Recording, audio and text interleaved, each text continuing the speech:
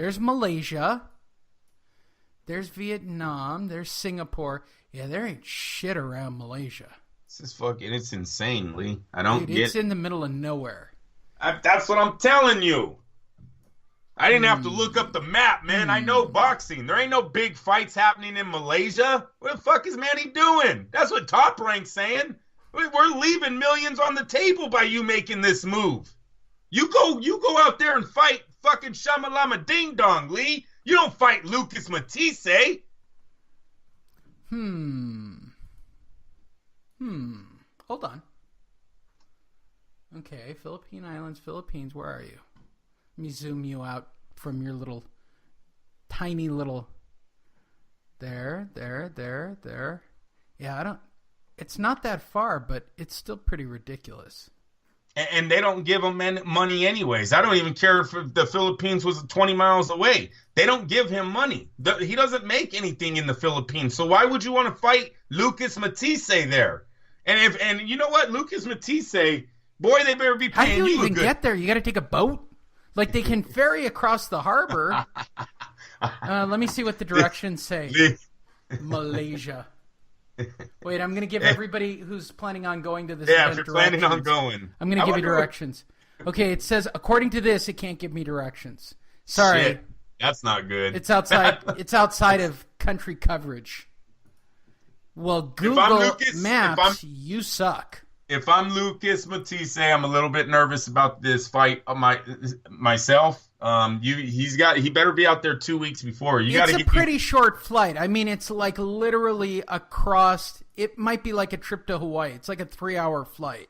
For who? Manny or for Manny? Yeah. No, I'm talking. I don't know what Lucas Matisse's, like how he agreed to this. I don't even. I know De La Hoya seems like a risky fight. It's a good payday. They have to believe that Manny's finished, though, to take this fight in Malaysia, Lee. Yeah, but none of this is going to happen unless Freddie says yes, right? You're talking weather. No, Freddie's out. Freddie's not even his trainer no more. Pooh Boy is training him now. Are you sure? Yes, sir. I'm telling you that for a fact. Pooh Boy is now Manny Pacquiao's head trainer. Lee, he's done with America. I'm telling you. That Manny Pacquiao might come back for one fight against Lomachenko, and that's because he'll make about $8 million, $10 million that night, and then he's probably over. You're going to see him fighting in Malaysia and Macau a lot more. That's fine. Let him get paid. But this is a ridiculous fight. So he's going to use Golden Boy as his promotional arm? Hey, I said in the very beginning, if he wants an opponent that is going to demand the money from Top Rank against Crawford or Lomachenko, you have to beat somebody with the name. Manny hasn't done that in a while. Right. In steps Matisse. That's a beautiful name. He has a belt. He's got a name. He's big in the sport. No, that's a great win for Manny. Then you tell Bob, hey, I'm the WBA welterweight champ. You better step up the offer. Yeah, I agree. That's not bad at all. Yeah. It's not. But if I'm Golden Boy, you got to think altitude, water, food. Like, what were they thinking signing Matisse up for this? Matisse is a name that could get a heavy price in the PBC. I'm not sure why it's not in Macau. That makes it's still the same amount of distance, right? Based on the map I'm looking at. Going to Macau from the Philippines is about the same distance as going to Malaysia. If I'm Matisse's trainer, Lee, I'm going for knockout, and I'm not thinking of anything else because this fight could be a fix, all right? They're fighting in Manny's backyard. There's really no connection why they should be doing this thing besides the fact that people out there need Manny to make money. If I'm Matisse, I'm going for knockout. Next story, keeping the show moving right along. What a long-ass show. Andrew's wet dream has come to fruition. Santa Cruz versus Mares has been announced. Yes. I know it is for you. Like, it's everybody who comment. Okay, I'm not just saying Andrew. Most of you who listen to the show is your wet dream too. You guys the Mexican showdowns, Lee. We know what they Santa are. Cruz. Leo Santa Cruz is back. The barbecue grill will be fired up on that day. Taking on Mares. Their first meeting was August 2015 at Staples Center and went toe-to-12 for 12 straight grueling-ass rounds. Santa Cruz eventually earning the majority decision and the vacant featherweight title. Now Santa Cruz puts his WBA Super Welter World Featherweight title on the line against WBA regular featherweight world champion Abner Maris in the rematch. It will take place at the Staples Center on June the 9th. Staples executive Lee Zeidman, white guy, had this to say: "We are incredibly excited for the rematch of Southern California rivals to take place at Staples Center." I bet none of you knew it was Southern California fighters. President Steven Espinosa of Showtime Sports had this to say: "Showtime is proud to deliver yet another pivotal matchup between two of the consensus top 5 featherweights in the world." Did we need more comments? Well, you don't have them. Actually, there are. Who's the promoter of this?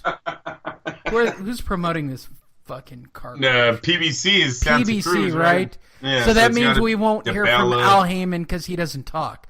Yeah, unless DeGale. Floyd's hand is stuck up his ass. Al Heyman never says shit. Like, He didn't have to. I wouldn't have said shit either. He had the fucking most powerful man in boxing saying that he was God. Shit. I wouldn't even talk. Hey, just listen to What Floyd. has Al Heyman actually done except spend Lee, money? I've been trying to scream that for 2 years, man. Look at all of the undefeated fighters this guy has had. He almost cleaned up the sport of one generation in the welterweight division. And what has come of it? Where is their star? Yeah, they can't seem to get it over the hump. What else have we got on the old news? Look at what the next fight is. That's the problem. Danny Garcia, Sean Porter for the Oh, WBC yay! interim title. All right. I don't know if I'm excited about this or not. Not World at Boxing Council President Mauricio Don't Call Me Jose Suleiman has been forced to take action because of the latest injury suffered by Keith Thurman. Thurman, who holds the WBC, WBA welterweight titles, has been inactive since last March when he won a 12-round split decision over Danny Garcia to unify the two world titles. After that fight, Thurman underwent elbow surgery and took off the rest of the year. Thurman was scheduled to make a voluntary defense in a Showtime televised bout on May 19th at Barclays Center, but it's been revealed that he's unable to move forward because of a hand injury now. He has 2 mandatory challengers waiting for him, Garcia and Sean Porter. Porter became the mandatory challenger last year after he stopped Andre Berto, and Garcia became the second mandatory back in February after knocking out Brandon Rios in a final eliminator. The only solution, says Suleiman, is to order a fight between Garcia and Porter for the WBC interim world title, which means nothing. Unfortunately, Thurman has been injured again. He cannot continue as champion. He has not defended the title for more than a year, and we have been consistent with him after the injury. He had a new injury. It's very possible that the fight is ordered for the elimination of Porter Garcia, who are the 2 mandatory challengers. So I'm going to translate for all of you. They're not going to get the real WBC belt. They're going to get a fake bullshit WBC belt, and they'll be called the interim world champion until Thurman decides that he wants to fight again. Did I cover that correctly? Yes. The fight will happen May 19th. No opponent scheduled.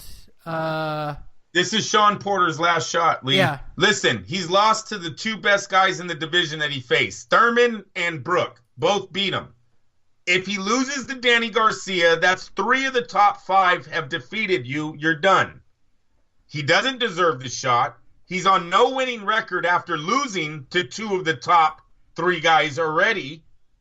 Adrian Granados, that's what gets you another shot at the top 2, top 3 guys? Come on, this is a BS fight. Sean Porter isn't the guy, but whatever. They're going to keep pumping him down our throats because PBC owns Sean Porter in that division. Which takes us to our next break. 2 final breaking huge stories. Hey, Lee, I'm going to tell you right now, Danny Garcia versus Mikey Garcia is a pay-per-view fight that would make PBC millions. Would it do a the Garcias?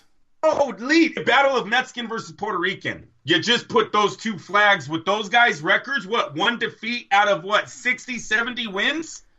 Both are champs. Okay.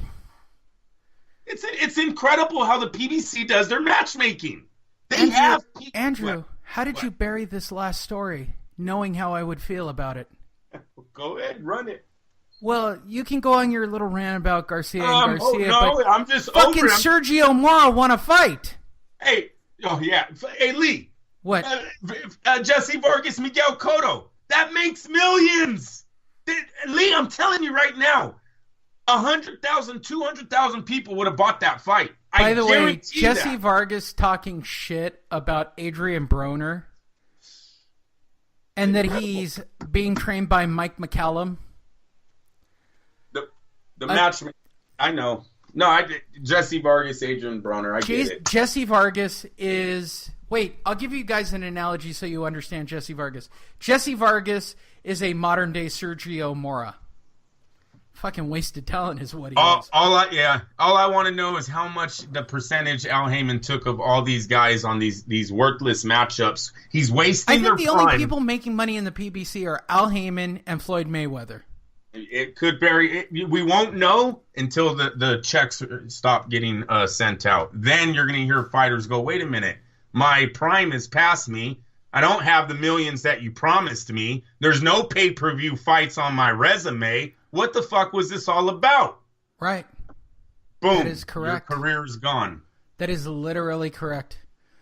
Sergio Mora beat Alfredo Angulo. Wow. I know. Last night at the Hard Rock in a Crossroads super middleweight contest, former WBC 154-pound champion Sergio the Latin Snake Mora won an 8-round split decision. He only fought an 8-round fight. Does Angulo and Mora actually get that they only fought in an 8-round fight? They're PBC guys, bro. Watch. Mora will get a title shot now. I bet you he fights one of the Charlo brothers. Not only did Sergio Mora outbox and beat Alfredo Angulo, he pitched a shutout. 8 rounds, he better. In 8 rounds, Mora better bro. win. You're an 8-round curtain jerker in the middle of the card. I don't even know what to say about that. I would be embarrassed that I'm only fighting 8 rounds. Angulo used to be one of my prospects. Dude, you were so on Alfredo Angulo for years on this show. Hey, he was hot for a minute, Lee. He sucks balls, dude. He sucks balls. Let's call it exactly as it is. We covered all the Triple G opponents, which takes us to our final segment of the day. He's still alive, but just barely. Ricardo Mayorga actually fought this past week for some ridiculous reason. Exactly. Former welterweight and junior middleweight champion Ricardo El Matador Mayorga, who still smokes 2 packs a day and looks it, should have stayed retired, but he came out of retirement. Mayorga had a fight against, Rodolfo Gomez? He got knocked out in the 8th round. Well, luckily he's not dead. The decision forced, where is it? He never won another fight after Forrest, I think, Lee. Yeah, he hasn't. So, swear to God, this guy. Gomez, who's a 28-year-old fighter based in Loretto, saw his record go to 13-4-1 with 9 KOs. Mayorga didn't even make weight for the fight. This is legit. It was a 168 limit. Mayorga came in at 175. He didn't even try to make weight. 175. He used to fight at 147. He's like, hey, I almost made it. I almost got there. Mayorga drops to 32-10-1 on with his what, career. like 28 knockouts? How many knockouts he has? No, he's got 26 KOs. 26 knockouts. All right. He's not Hall of Fame or anything, but he was really interesting for 5 minutes.